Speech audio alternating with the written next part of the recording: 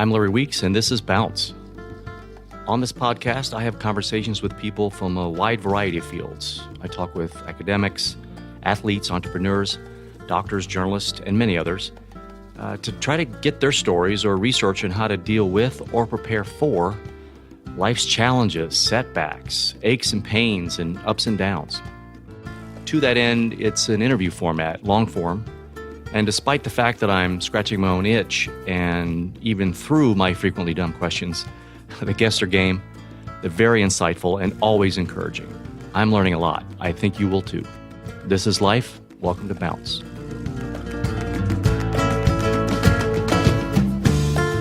There's always reasons why you're not ready. The conditions aren't correct. You don't feel you're up to it. You feel you're too screwed up or you still need to work on yourself. But the thing is, you can still take action even though you're not ready. A problem people get is they get so attached to their options that they're afraid to discount them or prove that they're wrong. Anything worthwhile you want to do, anything that's challenging, you're going to do it badly and just be okay with that. It's very often the case that people end up in positions and circumstances that they never would have expected. It's happenstance. Hello, everyone. Welcome to another episode of Bounce. Today on the podcast, my guest is Ryan Babineaux. Ryan is the co-creator of the Stanford University course, Fail Fast and Fail Often, which is also the title of his best-selling book and the topic of our conversation today. What if your biggest mistake is that you're not making enough mistakes? I know there's a lot of you out there that's saying, Larry, that, I don't have that problem. I'm making a mistake, multiple mistakes every day.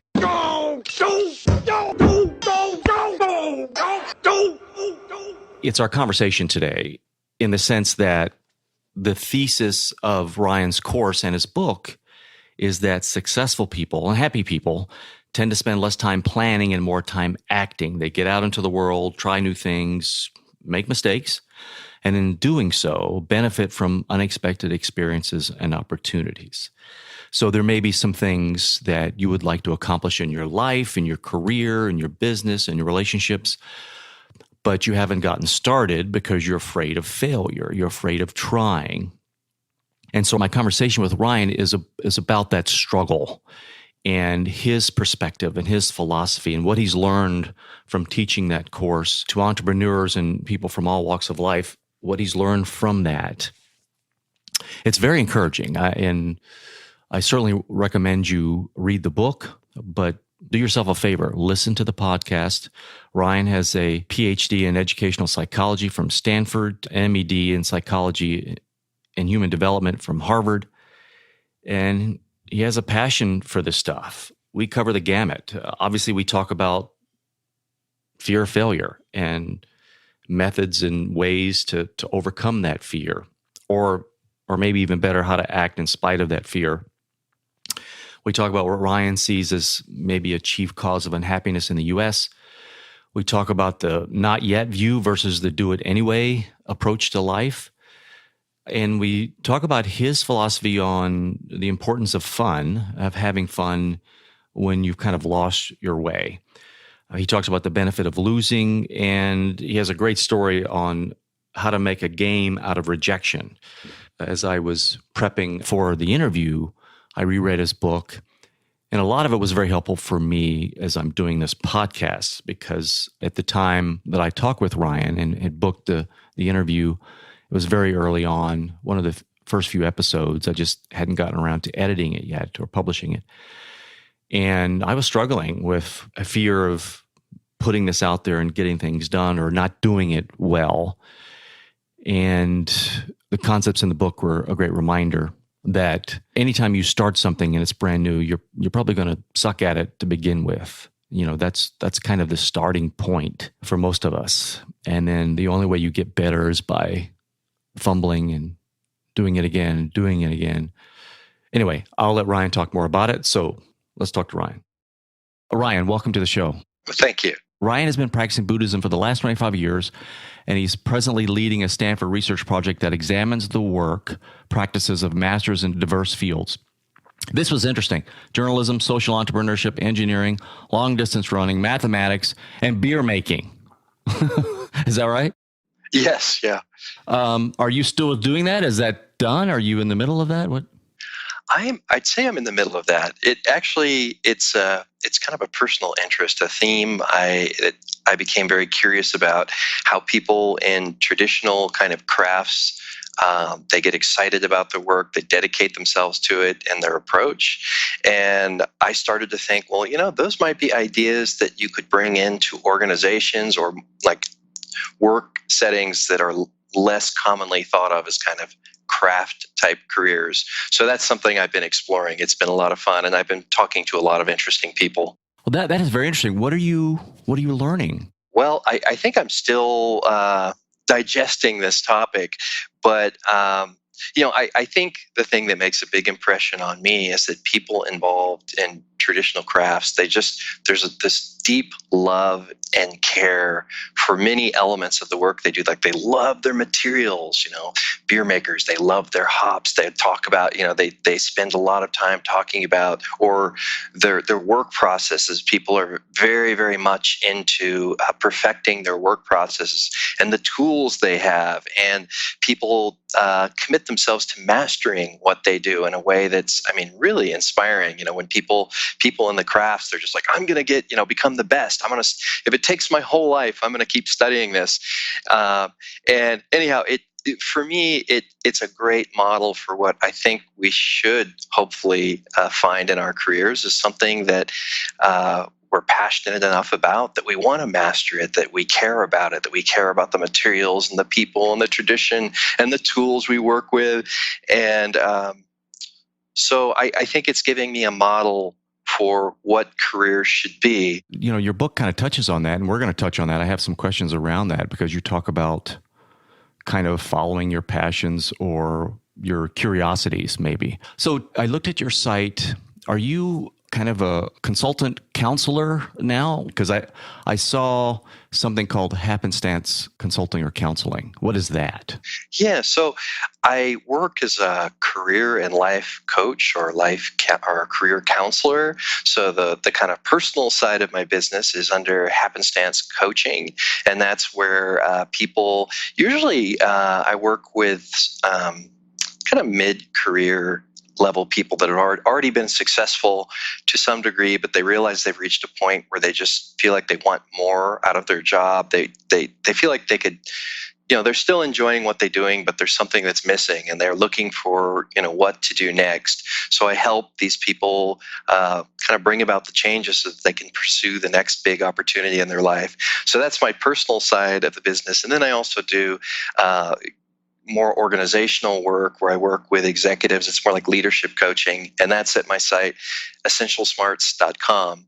And that's a site, it's just getting started. It's it's basically for thinking about and coming up with tools to help organizations create cultures where their employees can flourish. How did you arrive at this spot in your career? Is this something where you always kind of a teacher, or how did you get to where you are right now? Well, it's been a very so a straight path, or no, it's no, it's been a zigzagging path, and I think it's the same thing that many of the people I work with face, that I have a lot of interests. There's a lot of things I'm curious about. And I've never really found one thing that's like the place that I'm like, oh, this is it. This is my career. This is exactly where I want to be. It suits me perfectly. It's more like I've always had to try to kind of craft my own version of, some one piece over here, one piece here. So, I spend part of my time writing. I teach at universities. Like right now I'm teaching at this place called Naropa University out here, teaching dream psychology, which is really fun. I enjoy business. So that's part of why I'm doing kind of leadership coaching and talking to the startup world, which I find really exciting. So it's kind of like I've put together a collection of things, I guess. And then ultimately, I very much love the opportunity to work one-on-one with people and just get, have the wonderful gift of getting to hear their story and participate, in helping them, in the journey of where their life is going to go. I mean, that's a fantastic thing to do. I absolutely, love doing that. So I just have a lot of different pieces. There's no, there's no exact job title for what I do. It's more like I've just kind of collected a set of pieces, and they change as I bet you if you talk to me, a year from now, 2 years, 5 years, each time I'll be telling you I'm doing some different things. But there'll be some elements that will stay around. But I'm always hoping to move towards the new things that intrigue me, where I want to learn, how I want to grow as a person. And for me, that seems like a pretty good philosophy for how to think of a career. It's an example of my kind of approach to failure, is that you don't really always fail if you approach things in the right way, because you always take something from it. You always learn something. You broaden your perspective. You discover new resources, you discover new things about yourself, and you don't know, somewhere later on, that's going to make some other thing that you didn't think, you didn't even expect, it will make that possible. So, failing, I don't even know if it's always the right word if you approach things in the right way. I mean, there's always something valuable in experience, even if it doesn't work out in the way you had hoped or expected.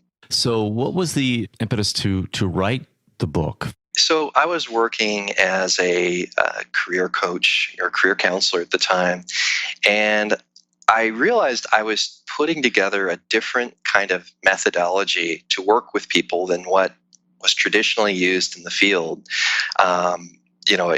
In traditional psychotherapy, a lot of it is, working through your emotional hangups and your problems and all the stuff that happened in the past, with the idea that if you finally sort this stuff out and become more aware of what's happening, that then you'll be able to, set forth and have these new, better experiences. And I felt that was really wrong. Actually, I felt like you can spend decades trying to unpack and fix all your emotional stuff and your past conditioning, and you still won't do anything. And conversely, you can actually still take steps even though you're screwed up, and you're not waiting. You're proceeding, right?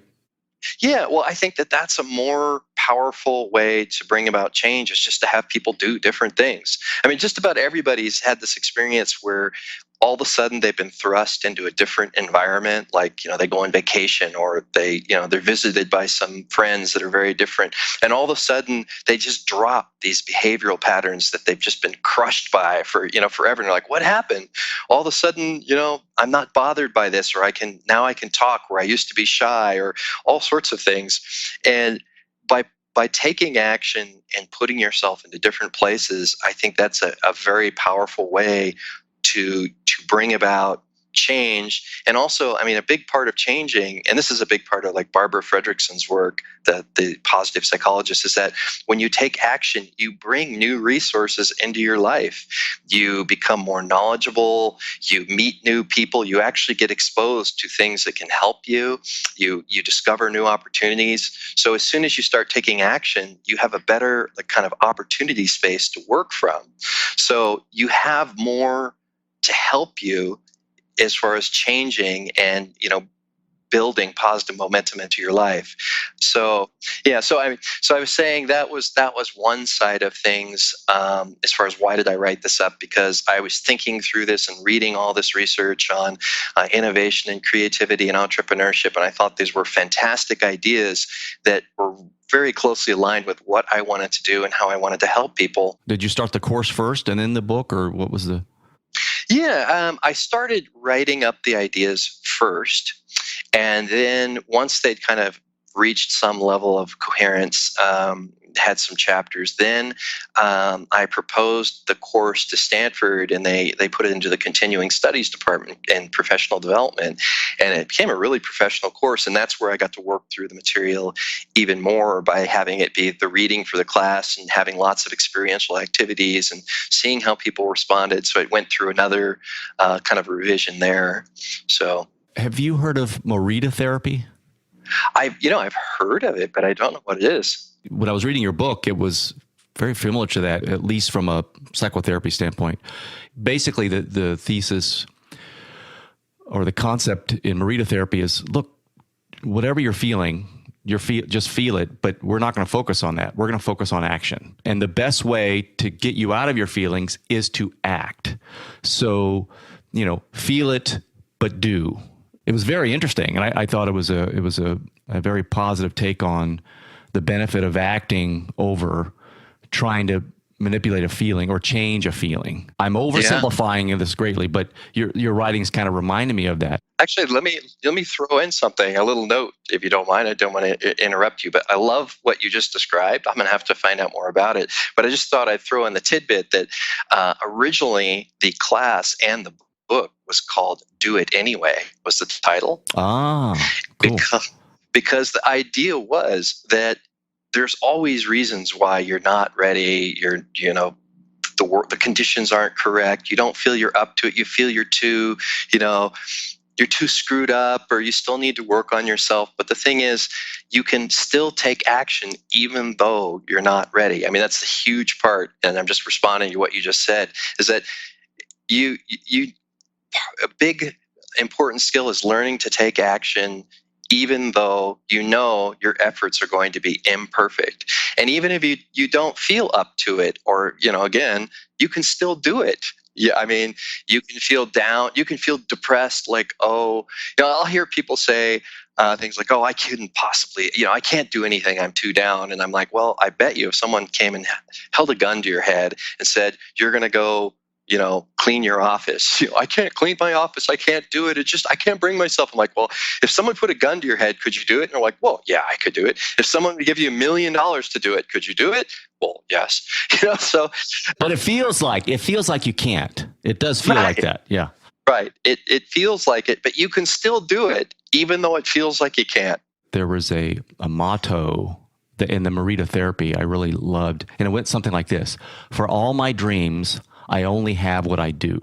It's obvious, right? But at the same time, people kind of don't really put it together. For you can dream and have big goals, but if you don't do anything, nothing happens. I think it was my advisor at Stanford, who is the co-author of the book, John Crumbolz, developed this theory called the happenstance learning theory, and the idea of of that theory is that before he came up with that idea, the traditional career counseling view is that you give people some sort of assessment, you find out what their personality and their skills are, and then you map them to a career, and then your job's done. Like, okay, I figured you out, I told you what what category or box you fit into, now go do your thing. And when he started, over the long, his long career, he started looking at all the people that he's helped and talked to. He's found that it's very often the case that people end up in positions and circumstances that they never would have expected. It's happenstance. So it's not that you planned it out, it's that you just took some actions and they put you in front of someone and you talked to them and you found out about something. And then next thing you know, like, well, I never thought I'd become a research chemist, but I met my sister's, husband, and he introduced me to this guy. And next thing I knew, I got really interested. And you find those stories all the time. And so what I think, being a career counselor, it's not about kind of fitting people into boxes. It's helping them to get good at putting themselves in front of lots of opportunities. So that's kind of the happenstance. And eventually you're going to come upon something that you won't have expected, but it's going to be the thing that's going to open up this whole new avenue in your life. Yeah, and it reminds me of the corridor principle. You're placed in this long building is from the standpoint of the analogy, just being in that hallway presents many, many doors that you could open, right? So pursuing something where it may lead to something else. I like the idea of the hallway and the doors. And I just wanted to say, there's one other really important component to this, which is, of course, you can't just sit there in the hallway thinking about, which door, spend 10 years, I could open this door, but maybe I want to go in this one, or maybe I should go in this one. Or like, I'll wait 5 more years if I just study some more and think about it and really build myself up, then I'll be ready to open a door. I mean, so that's one side. You got to move forward and open a door.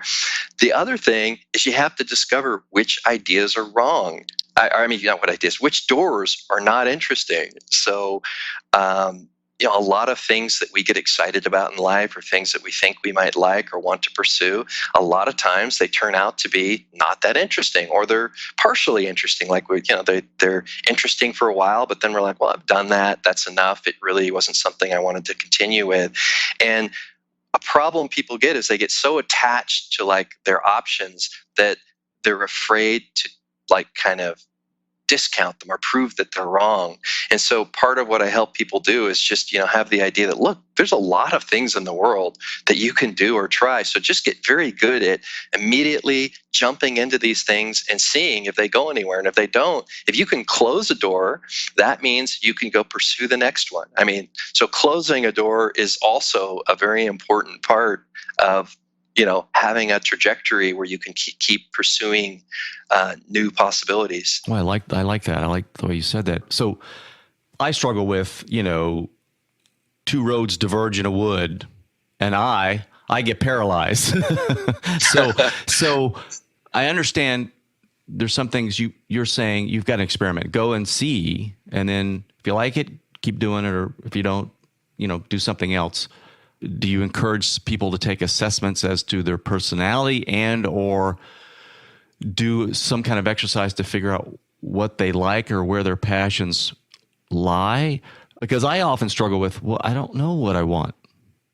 Yeah, absolutely. And everybody struggles with that, or at least a lot of people struggle with that. It's certainly a lot of people that I work with. And I very much do not really encourage. Well, I don't discourage people from taking assessments. They can be fun and give you another way to think about things. But what I found is most effective is just to have people go try something.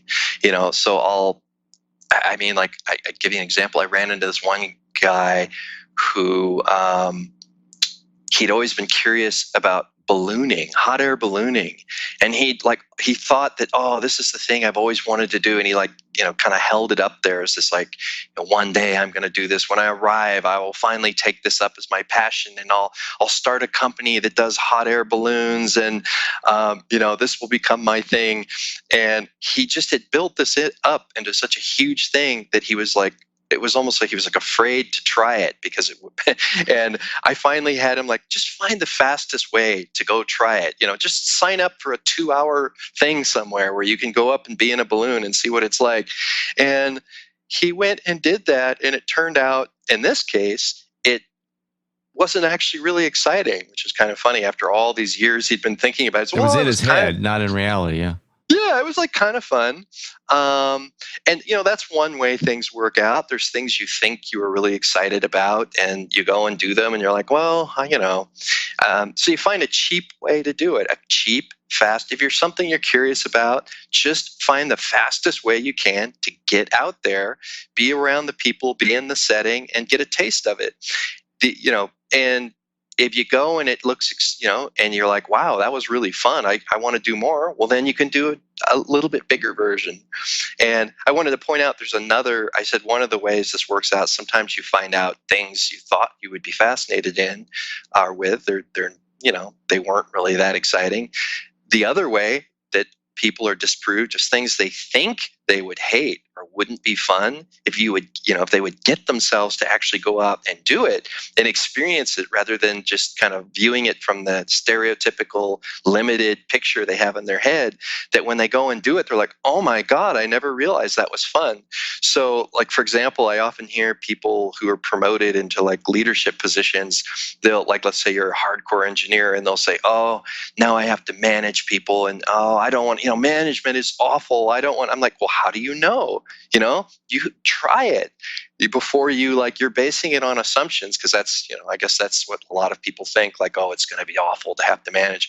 And then I've seen people that actually just fall in love with it, the interaction and the project planning and all the complexities that go in. I mean, that's a real art form, being good managing, a group of people around an idea. That's a really lofty, wonderful thing to get good at. So anyhow, you get surprised both directions. Things you think you love, sometimes they're less interesting. It's a lot of things that you think like, oh, I'm not going to go. That sounds boring. And it turns out if you would have gone, if you would have given it a chance, it might have opened up this whole new thing in you that you didn't know about. What about a business? So someone doesn't know, they want to start a business. What do you suggest? Writing a bunch of ideas? Do I match them with what my passions are? What?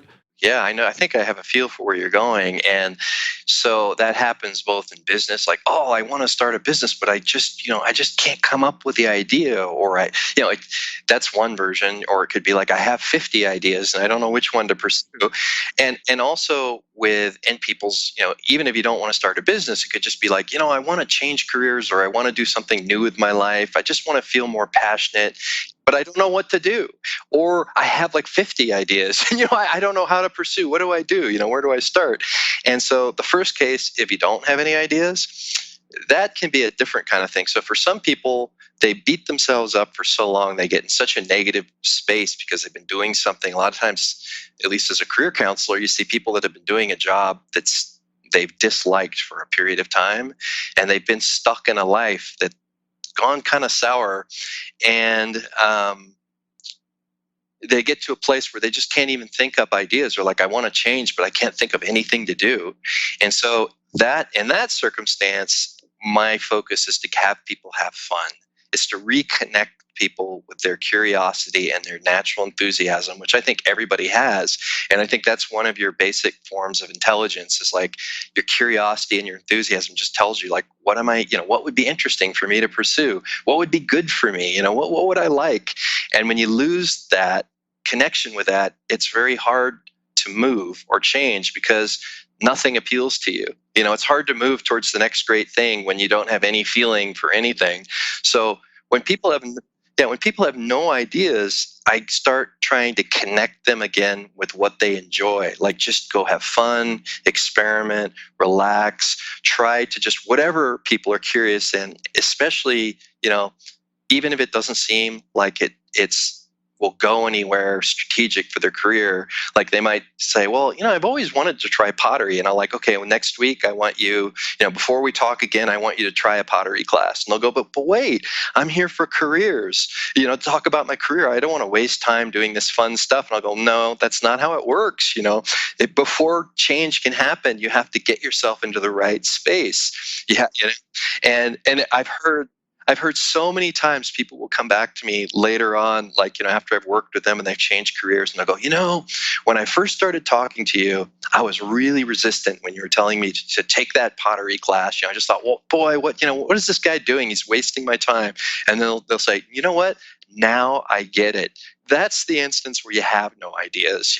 So you have to go out and start doing things that change your mindset. You go have fun, you talk to people, you travel, you go different places.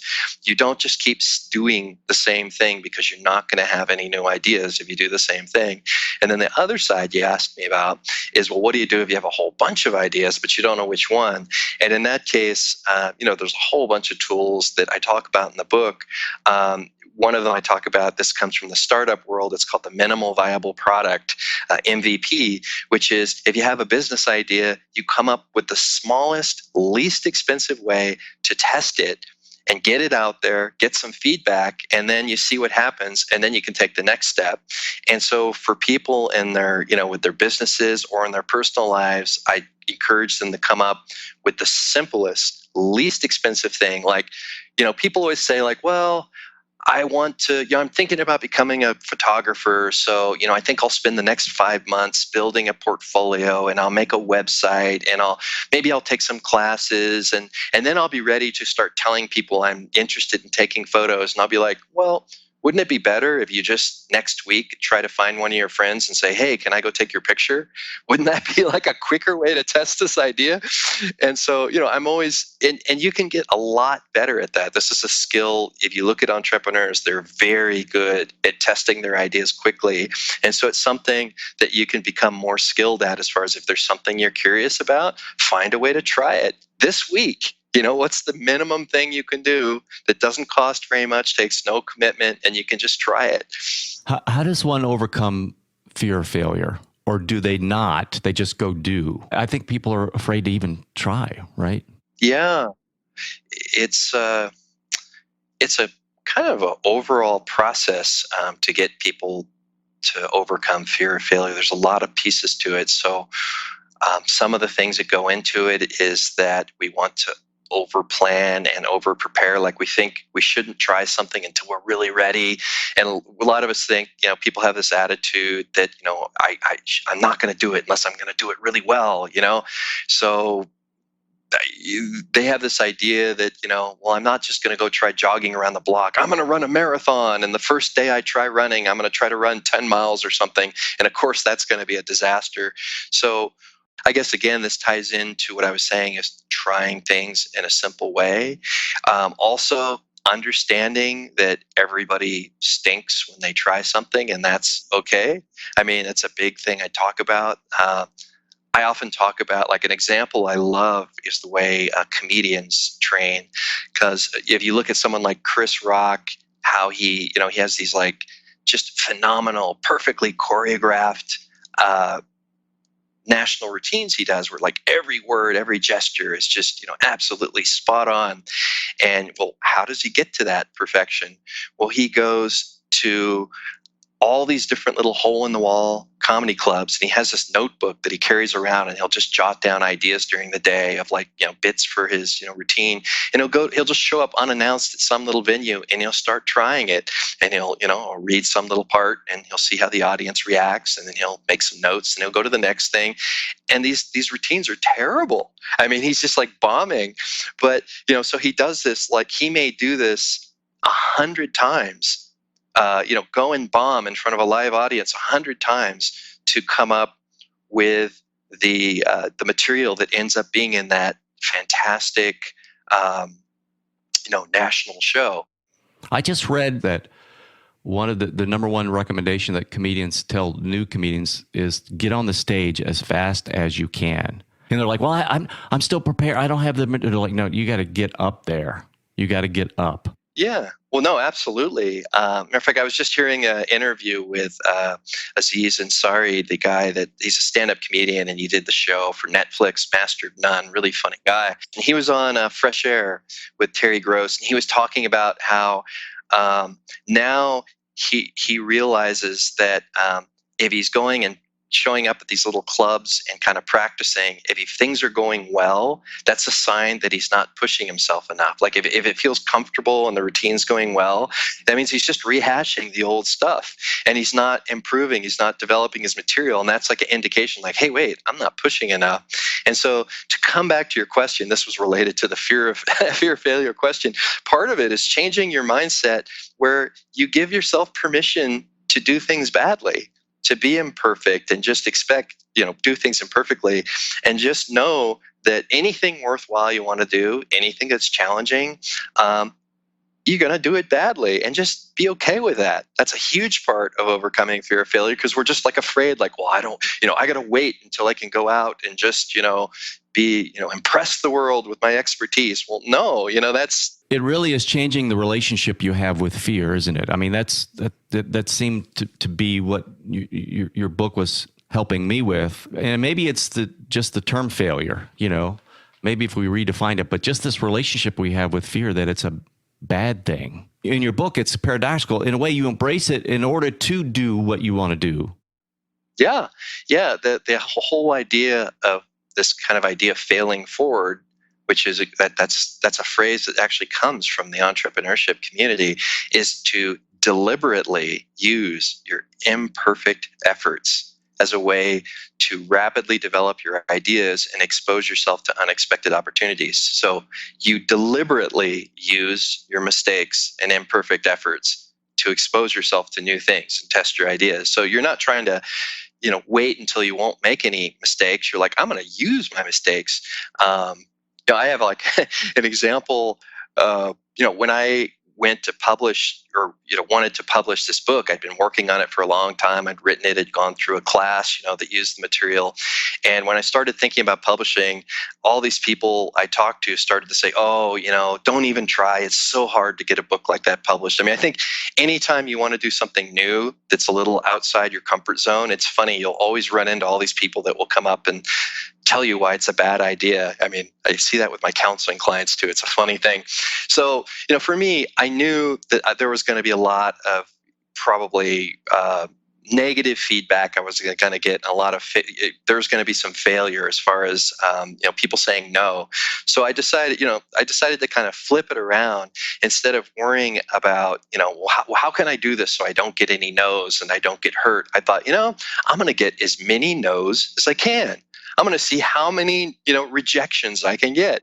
No. Okie dokie. No. Gotcha, thanks. Mm-mm. Terrific, thanks for your time. Let me say, maybe. So I made this list of like 50 agents that were in this genre, and I just started sending out my proposal, a couple every day. You have to do, everybody wants things a little differently, so it would take me some time, and I'd send them out. And sure enough, like right away, matter of fact, my first rejection, I swear, it came like 5 minutes after I sent it from this famous agent in New York. And anyhow, so I started getting these rejections. And it's funny, one time I was with my daughter at the park, and I heard my phone ding, and I kind of looked at it, and I'm like, oh yes, this is great. And she's like, what happened? I'm like, oh, well, I want to publish a book. She's like, yeah. I'm like, well, I need to get this person an agent to represent me. And one of them just told me, no, they don't like it. And she's like, well, how's that a good thing? And I'm like, well, my theory is I only need one person to say yes. So the more no's I get, the more quickly I'm going to get to that final yes. So she got really into that, and we'd be sitting there, and she'd like, check your phone, see if you got an email. And I'd look like, oh yeah, here's another one, like another response. She's like, well, what did they say? And like, oh, they hated my book. She's like, woohoo. That's great. Anyhow, but I mean, ultimately, I did find an agent that got published, but it's this idea that instead of trying to avoid failure, it's like, if you're not failing, if you don't find you're doing things where you're making mistakes, if you don't find that you're uncomfortable, if you don't find that you're like the least skilled, least knowledgeable person in the room, if you're never finding yourself in those kind of situations, you're not trying, you're not living in a way that's really going to make you happy and you're really going to grow. That's just a normal part of a good life, that you're putting yourself in places where you make mistakes and you fumble and you know. How many rejections did you get? 2 people wanted to represent the book, 47 rejections. And one person wrote me back like after the book was already published, and they said, oh yeah, I finally got around to looking at your proposal and this sounds pretty good.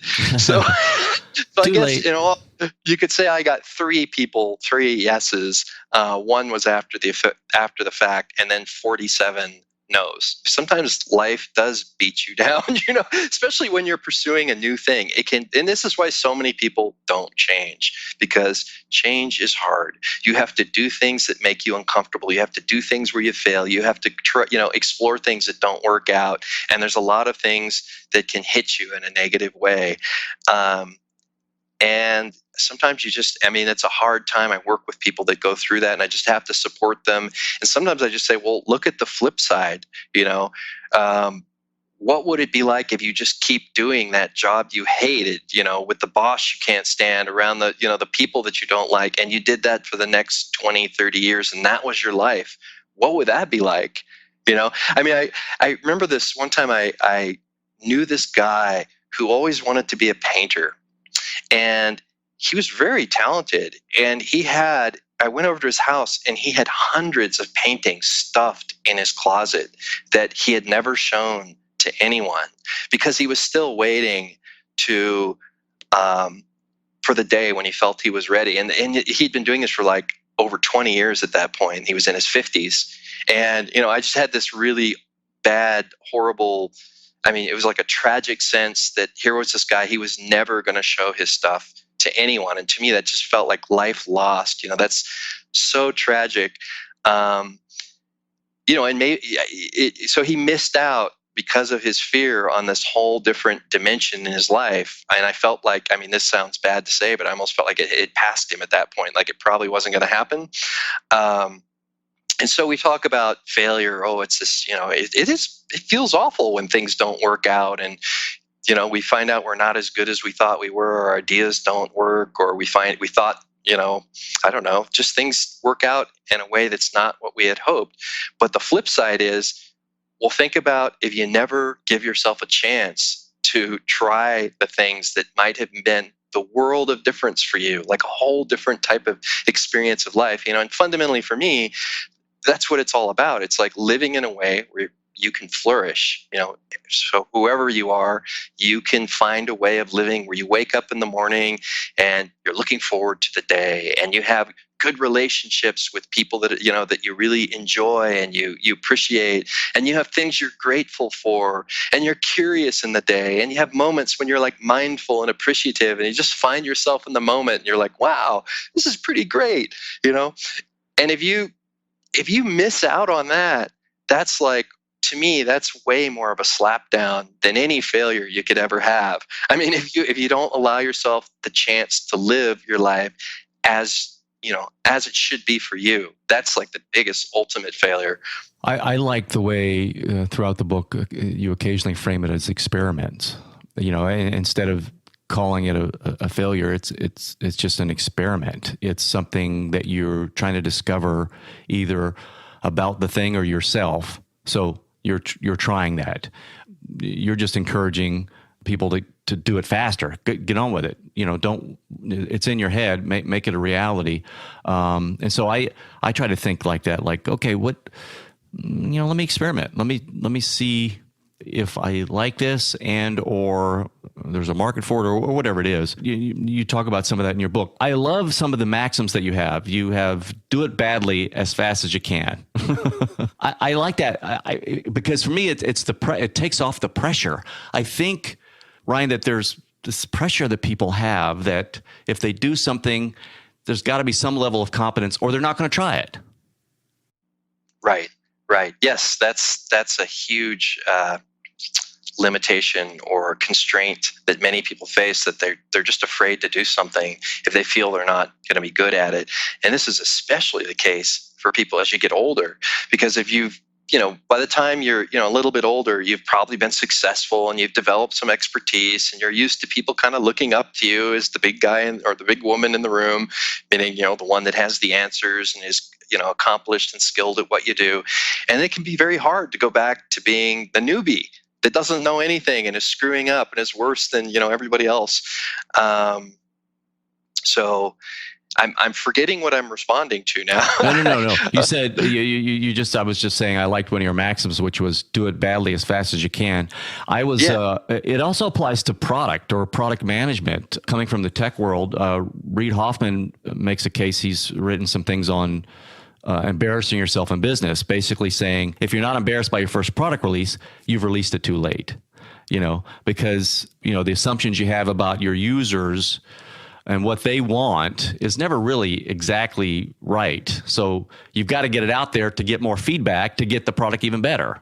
I was going to say, I'd even go further. I'd say it's almost always wrong, or misguided in a very important way, or you've missed out on something. You've completely overlooked something that will turn out to be a central and key component. I mean, when you have an idea and you put it out there, it's always wrong and inadequate and misguided. But the only way you can, the mechanism by which you find the right idea and that you find what's wrong or what's inadequate or where the real opportunity is by putting something out there and seeing what happens. Is there anything you would change or add, which is not in the book? Well, no, there's lots of additional research that I've discovered, examples I found, and I actually have those. I give public workshops, and I know I have that material in there as far as things that weren't in the book that I've come up on other things or that bring it out in a different way. So if I went back and did the book, I could certainly, put in some of those materials. I think a part that, a continuation of the book is a lot of the book was how to quickly test your ideas, work through possibilities, put yourself in a mindset where you live kind of courageously and you're willing to just kind of put yourself out there and avail yourself to the opportunities out in the world. And part of what I'm thinking about now a little bit more is what comes after that. So now you found the opportunity. How do you approach when you found something that's the thing you really want to hone in on and do? What are the kind of beliefs and habits and methods you can employ to help you really get into the juicy depth of what you're doing, get good at it, enjoy it, be passionate about it, do it in a way that really brings out your humanity and your kind of unique perspective, your own voice. So I'm thinking about, that's kind of like part two. I'm spending a lot of time thinking about right now. This has been fantastic. Are there any books, products, tools, apps that you would recommend along the lines of that's either helped you in your life in this regard of dealing with fear, you're experimenting with life, having fun, doing all these things that you instruct in your book that you would recommend to others? No, I don't know that I have particular specific recommendations, but I would say that for everybody, right now we live in a world where there's, like, for example, books. There are so many great books, and it's so easy to get them now. You can also get a lot of used books.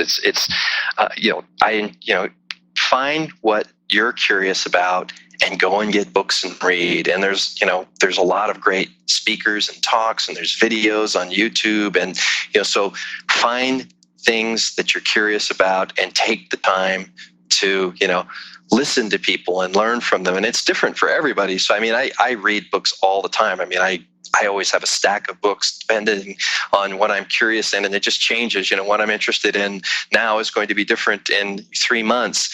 But in general, I just think people should read. You should listen to other people. You should get out there and take workshops. Traveling is one of the, I think that's a fantastic thing that everybody should do. So gadgets, I don't know. I don't think I have any specific. I love, I like technology, and I use, I take notes like crazy, and I use, all the things you can use to organize your knowledge and your schedule and those type of things. So, in your book, you talk about, you called it a funometer or a fun meter or something, but it's basically saying, hey, go do these activities and then try all these activities and then track if they're fun for you or you enjoy them or something like that. It was really great. But there are a lot of apps, there are a lot of tracking apps that people can actually take some of the exercises you have in your book, grab a couple of apps from the iTunes store, put them on your phone and follow your curiosity and see what turns you on and turns you off and all that kind of thing. So technology now is allowing us to kind of make sure we track and kind of measure what makes us happy or doesn't make us happy and so on and so forth. Yeah, exactly. Just be more mindful or aware of what you're doing, because so many people that get stuck, they just keep doing the same thing over and over, and they never take the time to go, well, maybe if I come home and spend 5 hours on Twitter, that's not really making me feel very good. It's like, how do I really feel when I start that, and how do I feel when I finish? And have you actually looked at what you do and what the result, what resulted from it, how you change, how you feel, then you could kind of say, well, next time I have this slot of time, maybe I'll try something different next time. So you're right. These tools and activity fitness watches, I think, are fantastic too. Those are so motivating, for your steps. And, if you run or you cycle, it's really fun to see, how far you've gone and your heart rate and those things. So anything that gives you an idea of what am I doing with this precious life I have?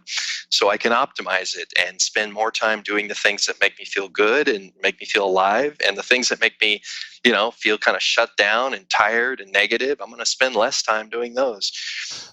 This has been great. Thank you so much. Where can people find you on the interwebs? You mentioned a site that I wasn't aware of, Essential Smarts. Is that right?